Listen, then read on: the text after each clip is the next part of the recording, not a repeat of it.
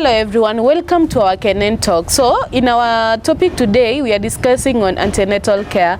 So what is antenatal care? Antenatal care is pre-assumed information given to pregnant women during the period of pregnancy, and also given an information given to them in order to help them with their changes in their lifestyle and during also after delivery. So my guest today, she'll introduce herself and to take us through the journey.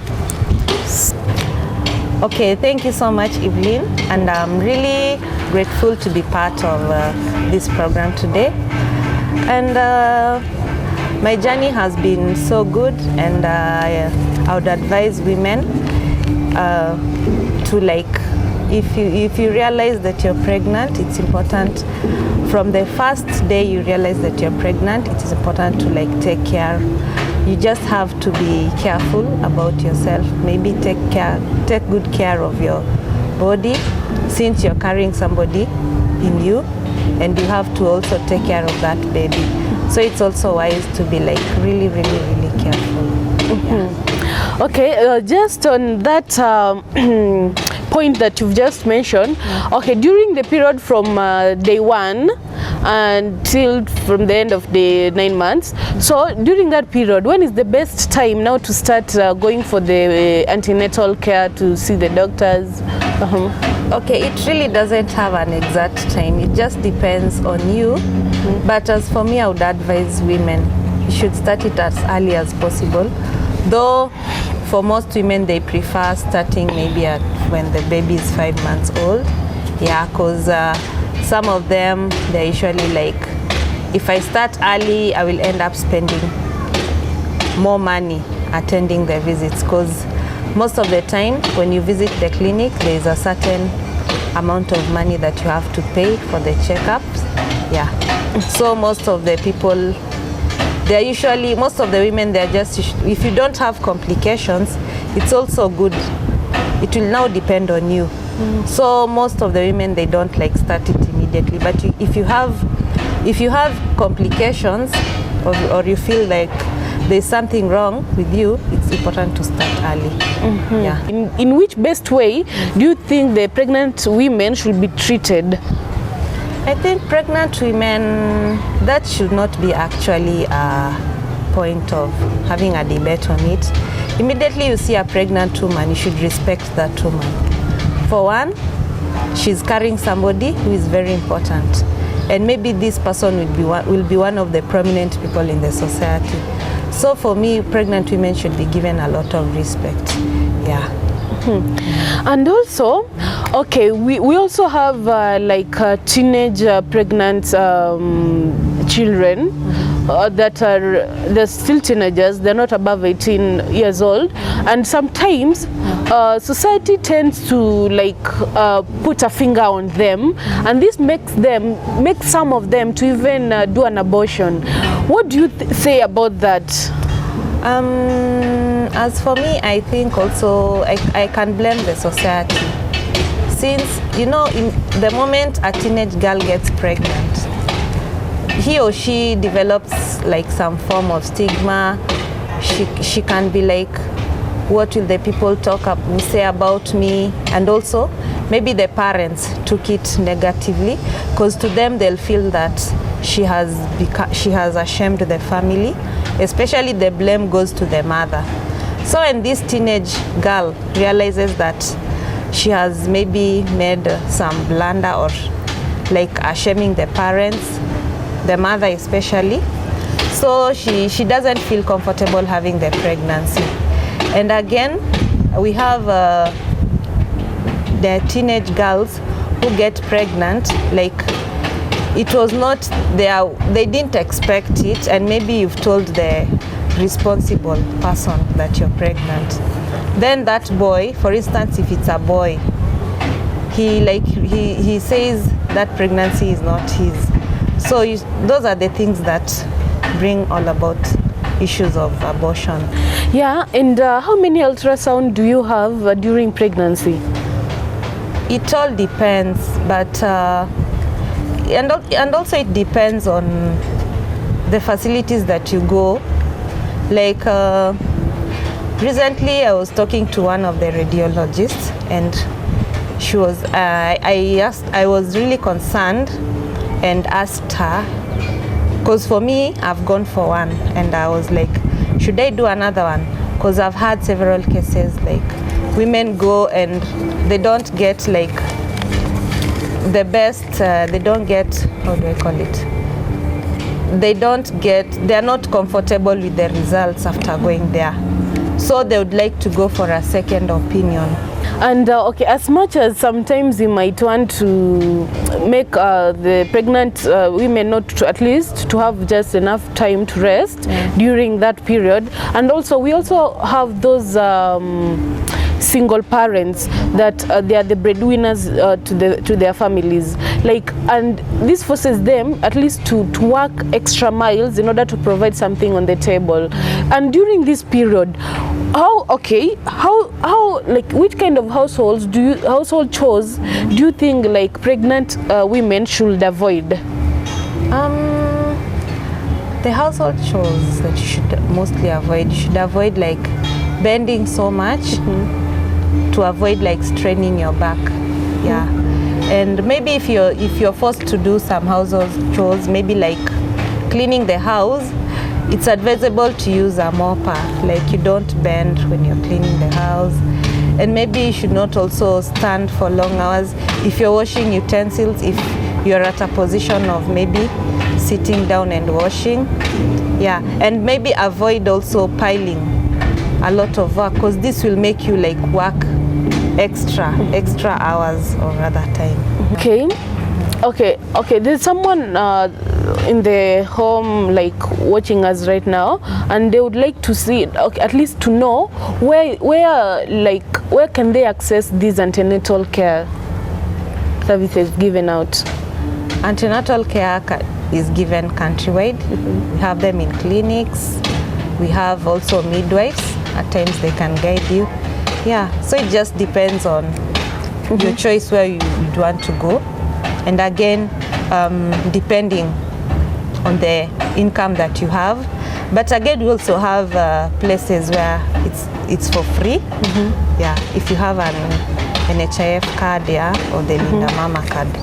Oh, nice. You know, someone asked me a question, the difference between the prenatal and postnatal and antenatal, and I was like, oh, that's a very nice question, being that today we have a guest and that will be our topic. So like, just tell us the differences between antenatal, prenatal and postnatal, just the difference between the three of them.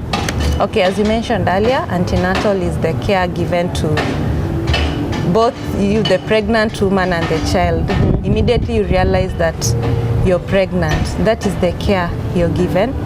And prenatal care is the care given to, the medical care given to a pregnant woman before she gives birth. That is when the woman goes to the clinic, having these regular checkups. That is prenatal. And postnatal now is the care given to now the child, after this child is born. From day one. Nice. And I just remembered something. Oh, like especially when a woman is expectant, there's these changes that they see, and some of them they even have physical changes, and even some of them are even moody. Like, if you just break down those changes and tell us how should we, like, at least other people to understand them more better. These changes, again, you know, pregnancy, women are different, and pregnancy comes in different ways for different women. There are women who would be pregnant and they're just normal. They would not show like any mood swings, and there are those women again who would be having these mood swings, you know. So it also depends. We have different body types. The pregnancy that you'll have might be different from the one that I have. So with the mood swings, I think we should just try to understand, try to accommodate each other, because you know, pregnancy is not easy. At times you might wake up, you don't feel like doing anything. So again, on that, It just depends. You just find yourself being moody, and it's not your fault. Yeah. So, but with time, it just goes down, and you become normal. But for the first 3 months, it's usually really tricky. Oh, nice. Okay, so just on that, and during these changes that someone sees, do you think it is advisable for also their partners to escort them during the antenatal care? Yeah. And why? Why do you think so? I think it's, you once when your partner escorts you, you feel like he's also part of you, and you feel at least he's trying to be part of being in the process. Yeah. I was told, not really told, but I read somewhere and also told that during pregnancy, especially those who have given birth to more than just one baby, they have they can tell if the baby is a boy or the baby is a girl due to different changes of the body. What shows this baby I'm carrying it's a boy, or this baby I'm carrying it's a girl? Okay.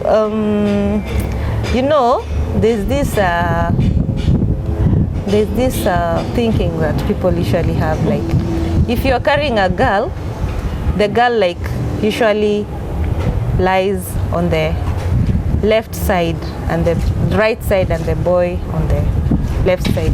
So when you're asleep, when you're sleeping on your left hand side, if you realize that there's just that feeling that, I don't know how to explain it, there's some weight that you might feel when you're sleeping. So when you tell somebody, when I sleep on my left side, I'm very much comfortable, then that person tells you, oh, that is a boy.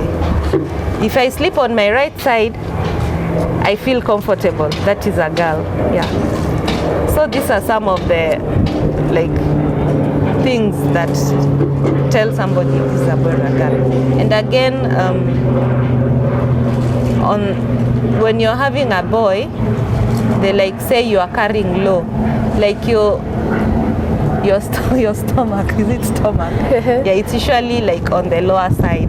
But if it's a girl, it's on the upper side. So if it's a girl, you realize that your tummy is high. Yeah, you just feel you're carrying high. If it's a boy, you just feel you're carrying low. And again, if it's a boy, you'll not be craving for sweet things, You'll be craving for chili, bitter stuff like lemon. Yeah, if you miss, you feel, oh no. But for girls, you'll have a craving for sweet things, Yeah. Yeah. Just on a low and the high part of it. Yeah. Okay, this is the time now, there's a massage part of it. Now and then checkups. What is the importance of the massage and the checkups to the belly and the baby? Okay, for the checkups, there are usually many things that have to be checked on, like the heartbeat. Yeah, for one, it's very important to know if your child is still alive, and also the heartbeat. How do I put it? How is it normal heartbeat or it's abnormal? Yeah, and also again for the checkup, it's also good to know if your baby is lying on the right side of the stomach, of the belly. Yeah. Because you find at times the baby might move, and it might bring a lot of complications. So that's why we do checkups. And also for the mother, it's important also to do checkup on your high blood pressure. See whether your pressure is good. Yeah, and for example, if you have high blood pressure, there are ways of controlling it through medication. Unfortunately, we have come to the end of our show today, and I've learned so many things. Just like our guest has just said that you should not mock them when they walk with big bellies. It is not easy for us, for the ladies, to walk with the big bellies. So especially this is why it is important for all expecting women to get maternity and paternity care protection. And see you again, as we will be see you again as we will be doing our different talk. And thank you for having us. And again, I want to thank our guests for coming. And I am your host, Evelyn Awar. Bye bye.